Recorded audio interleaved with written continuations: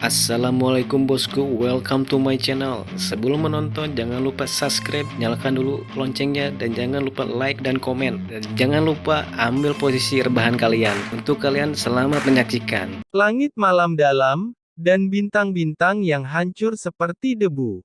Cu utara yang luas, kabut berdarah, dan bahkan sedikit cahaya bintang adalah darah. Mayat bumi melintasi lapangan, darah mengalir ke sungai. Di Aula Haus Darah, Yan Luo menyeret tubuhnya yang berdarah kembali ke Aula Haus Darah.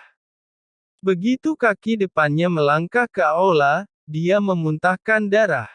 Iya, dia terluka parah, dan para pasukan Aula Haus Darah juga rusak parah. Pemimpin cabang dari 9 orang, mati 6. Tentara Aula Haus Darah menderita kerugian besar. Keluarga besar Chu Utara pada dasarnya sama, leluhur dari banyak kekuatan, melarikan diri kembali ke rumahnya, dengan berbagai tatapan ketakutan. Di Istana Darah, Raja Darah berdiri di istana tinggi, punggungnya tegak, tetapi dia tidak mengatakan apa-apa. Keluarga Roh Darah dihancurkan, dan 90% dari keluarga Darah berkumpul. Bersama dengan Istana Haus Darah dan keluarga besar Chu Utara, jutaan kultivator masih terbunuh, dan Raja Darah juga terluka. Selama bertahun-tahun, tanah yang luas ini menjadi sangat damai untuk pertama kalinya. Kota kuno, gunung, lembah, langit, dan bumi semuanya sangat sunyi, dan keheningannya agak menakutkan. Chu Utara di malam hari. Chu Utara begitu tenang, dan itu agak mencekik. Di puncak gunung, melihat Chu Utara yang luas, leluhur Tianzong bergumam. Jutaan kultivator, yang telah dibunuh oleh satu orang. Kakek Zuge berkata, jika pasukan pengadilan surgawi menyerang Chu Selatan bagaimana hasilnya sekarang, apakah kamu bisa menyapu Chu Utara secara langsung? Raja Pedang berkata, meskipun mereka dikalahkan, intinya masih ada. Kekuatan tempur keseluruhan masih lebih kuat dari pengadilan surgawi kita, dan itu ketat, dan itu pasti kontraproduktif. Mereka yang menjadi gila adalah yang paling mengerikan. Selanjutnya, setelah perang ini, semua pihak di Chu Utara berada dalam keadaan bertahan. Jika kita bertarung, kita akan menyerang pertempuran yang tangguh. Lebih mudah diucapkan daripada dilakukan. Kakek Zuge berkata, apa yang kamu takutkan? Ayo kita memiliki Ye Chen, dan jika kita tidak bisa, kita akan menyerang lagi. Kata-katanya membuat semua orang gemetar, mengingat gambar getaran berdarah itu, dan tidak bisa menahan dingin.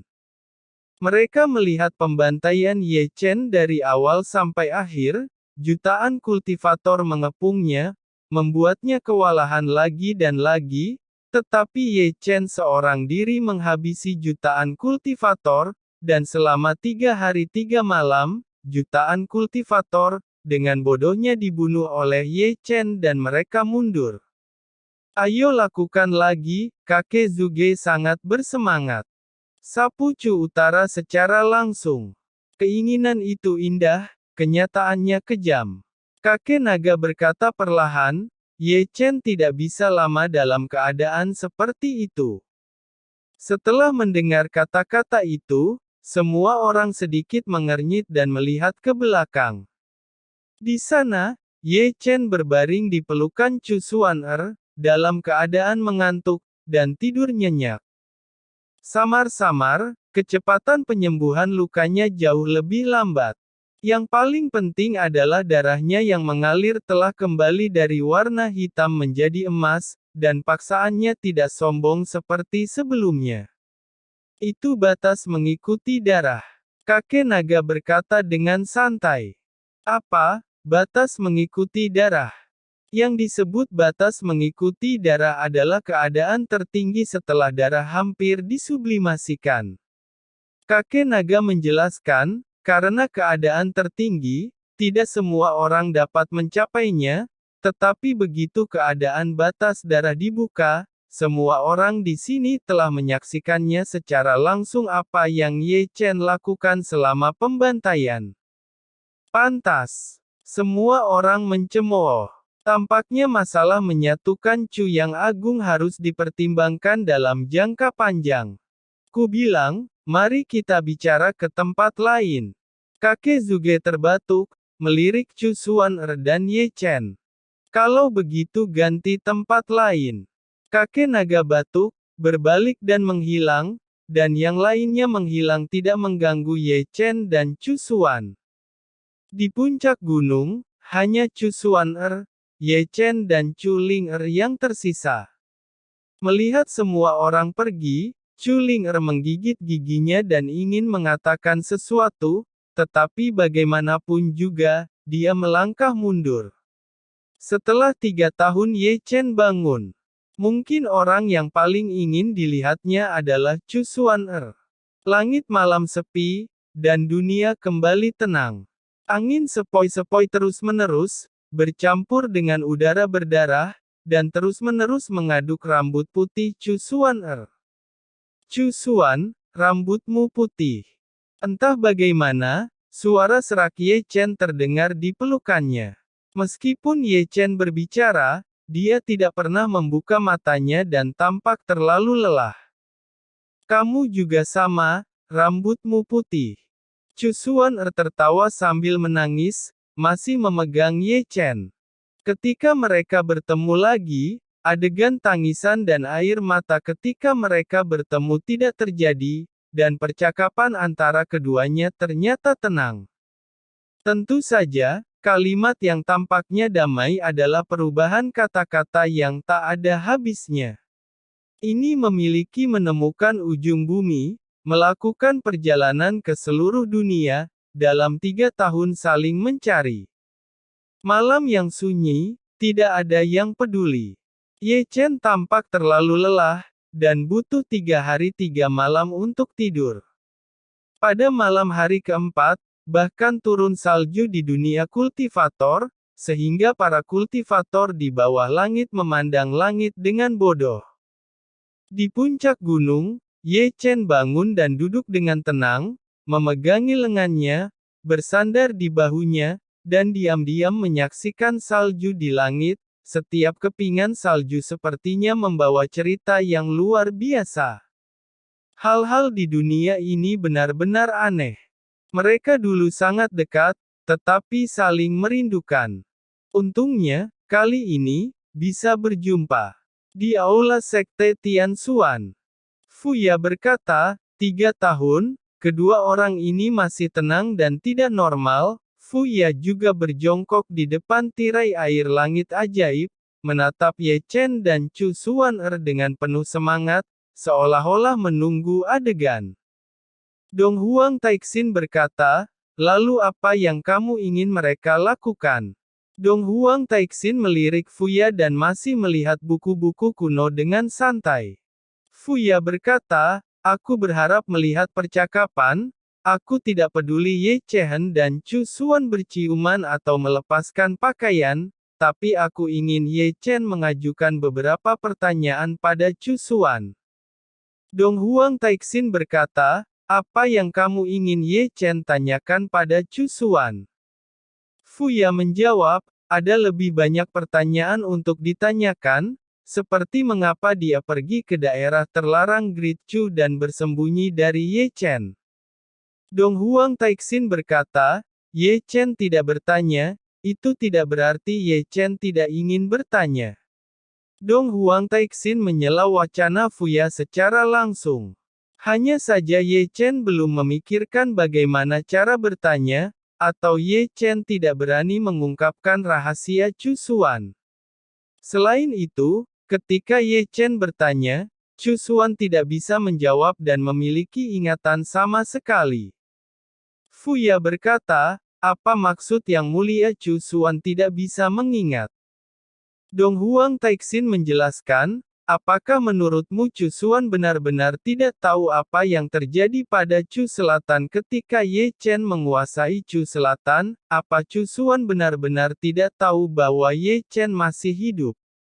Tidak, Chu Xuan tahu bahwa bukan karena dia tidak ingin kembali pada Ye Chen, tetapi Chu Xuan tidak bisa kembali. Oh begitu. Fuya tiba-tiba menyadari, Xian Xianjian tidak hanya mengendalikan Chu Xuan, tetapi juga menghapus sedikit ingatan Chu Xuan. Dong Huang Taixin meletakkan buku kuno itu dan menatap Chu Xuan di tirai air dengan tenang. Ada alam bawah sadar yang disebut perwalian, tidak ada yang akan tahu. Untuk melindungi Ye Chen, karena pengekangan bawah sadarnya, Chu Xuan memiliki Ye Chen hari ini. Yang mulia, saya tidak mengerti, mengapa Ji Xianjian harus menghancurkan Ye Chen. Fuya menarik napas dalam-dalam, bagaimanapun juga, Fuya menanyakan keraguannya. Aku tidak mengerti. Dong Huang Taixin menggelengkan kepalanya. Ada begitu banyak yang tersembunyi di negeri ini sehingga aku bahkan tidak bisa memecahkan rahasianya, seperti Xuanzang, Hong Chen, Ruoxi, Ye Chen, Xi Xianjian, Chu Xuan apa hubungan di antara mereka aku tidak mengerti.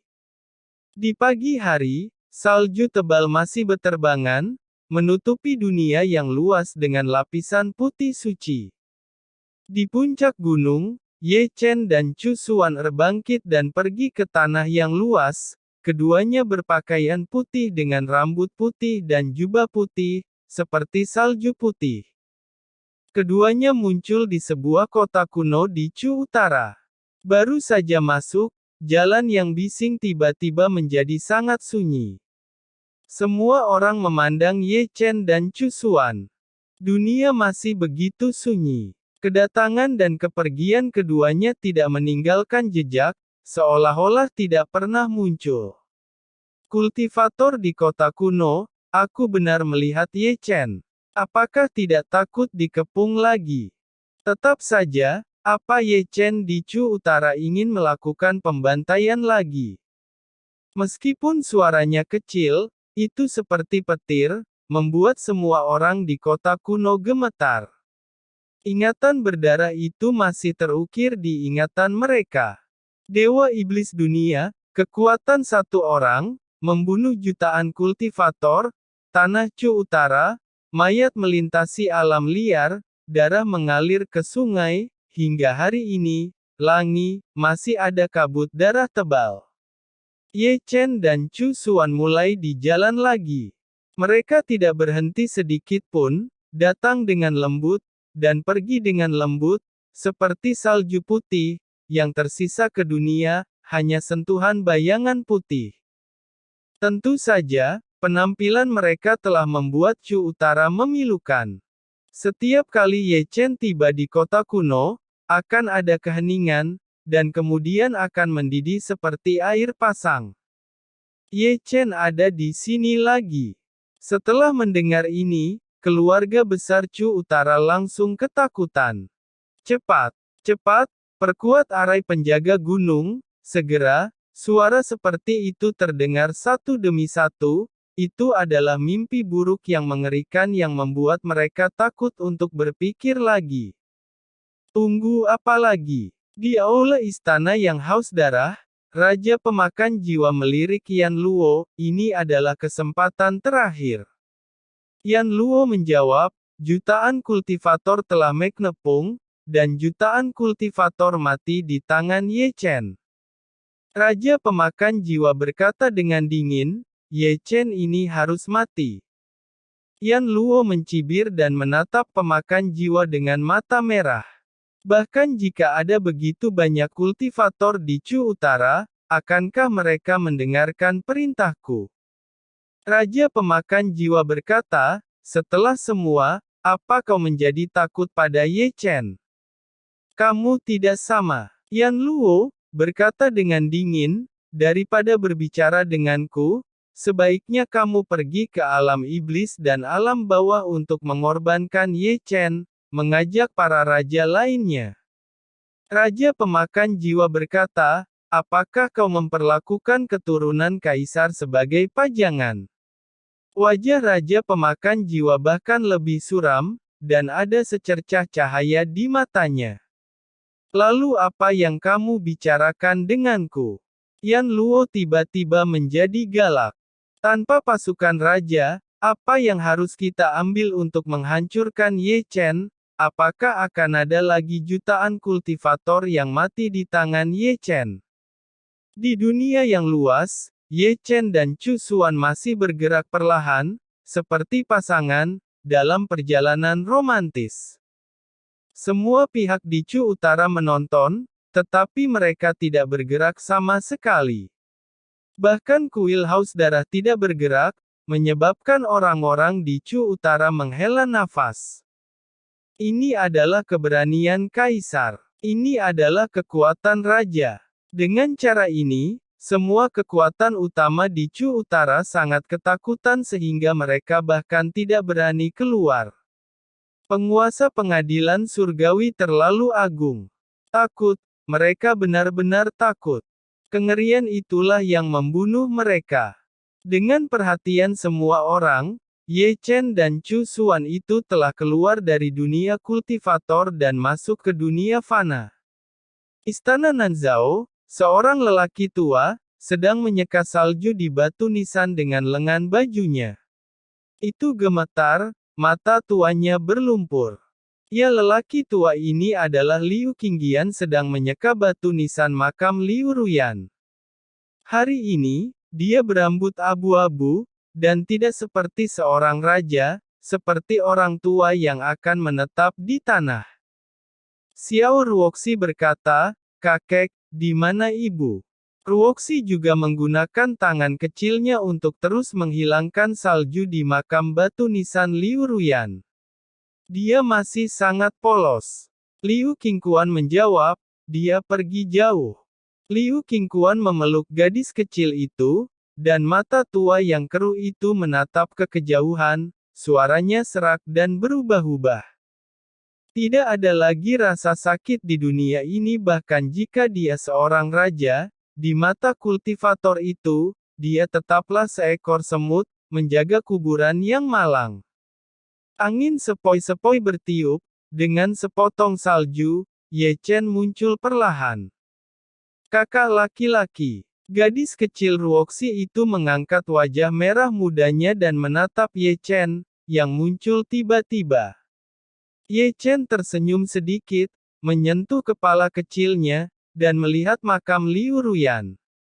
Di salju lebat, Ye Chen seperti patung es, berdiri di sana, tidak bergerak, meninggalkan kepingan salju untuk mengisi tubuhnya. Nama saya Liu Ruyan. Tiba-tiba, kalimat ini terdengar lagi di telinga Ye Chen.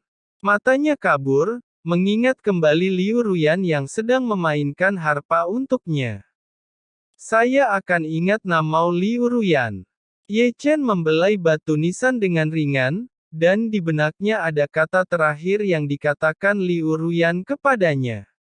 Mata yang tidak ingin dia tutup, dengan kelembutan dan rasa sakit, mengucapkan selamat tinggal. Perubahan tawanya, wanita fana, urusan dunia, menghancurkannya. Liu Qingquan datang gemetar, memegang harpa di tangannya. Maaf. Ye Chen mengambil harpa, tapi suaranya serak. Liu Qingqian berkata, ini bukan salahmu, kamu menyelamatkannya sekali 3 tahun lalu, dan anakku membalas penyelamatanmu. Ini mungkin sebab dan akibat. Liu Qingquan berbalik lagi, menyeka salju putih di batu nisan dengan lengan bajunya. Ye Chen berkata, aku berhutang padanya. Penguasa pengadilan surgawi, menundukkan tangannya, dan memberi hormat. 3 tahun lalu, Liu Qingquan adalah kepala keluarga kecil, dan dia tidak sengaja menjadi raja suatu negara. 3 tahun seperti mimpi fantasi tetapi kehilangan putrinya. Di luar istana, Chu Xuan juga berdiri di sana seperti patung es, membiarkan salju tebal beterbangan. Negara ini, Chu Xuan datang untuk kedua kalinya, bertemu dengan Liu Ruyan, mengajarinya bermain harpa, tetapi meninggalkan yang menyedihkan. Ye Chen keluar, menggendong harpa, memegang Ruoxi. Tiba-tiba, tubuhnya berkibar sedikit, menatap gadis kecil yang lugu itu, matanya yang indah seperti air, memancarkan sedikit kebingungan. Ruoxi dibawa oleh Ye Chen. 3 jejak kaki tertinggal di bumi yang luas, seperti asap, Ye Chen, Chu Xuan dan Ruoxi pada hari ini. Di bawah sinar matahari terbenam, seperti keluarga beranggotakan 3 orang. Keluarga beranggotakan